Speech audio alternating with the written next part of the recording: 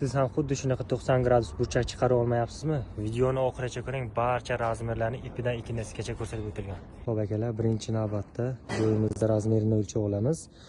20 sent silifga o'tkazib turib, shu burchakgacha o'lchanadi. Bizning siliftimiz bu yoqqa pavort qilmasligi sababli mana bu yergacha o'lchaymiz xolos. Razmerimizni olamiz.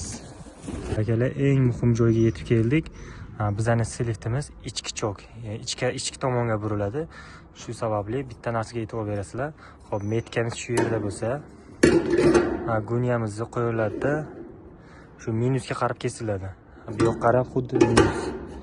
Xo'p, shu uch burchak olib tashlanadi. Agar sizni tashqi burchak bo'lsa, razmeri shu yerga qo'yilgan bo'lsangiz, bu yoqqa qilinadi-da, bu tomondan bu tomondan kesiladi. Faqat plyusga qarab kesiladi.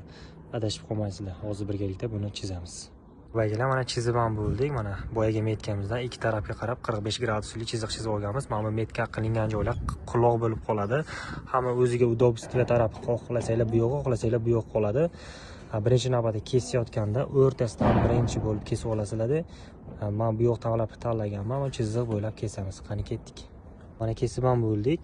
Bu yoq tomonimiz chiziq bo'ylab kesildi, bu yoq tarafimiz metka bo'ylab kesilgan. Mana bu ikkitasini 90 gradusga bukamiz, mana bu uch burchagini 45 gradusga kesib bukamiz. Xo'p, mana bu orqa tarafini ham kesishni unutmanglar.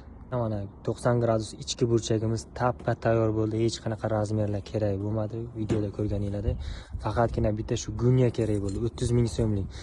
Bu gunyani ham olishdan adashib qolmanglar. Faqatgina orqasida UZBeton 50 yozuvi bor gunyani olsanglar, mana biz ham shu narsadan olganmiz. Shunday ideal chiqadi. Videomiz sizga yoqqan bo'lsa, bitta like tugmasini bosib qo'ying.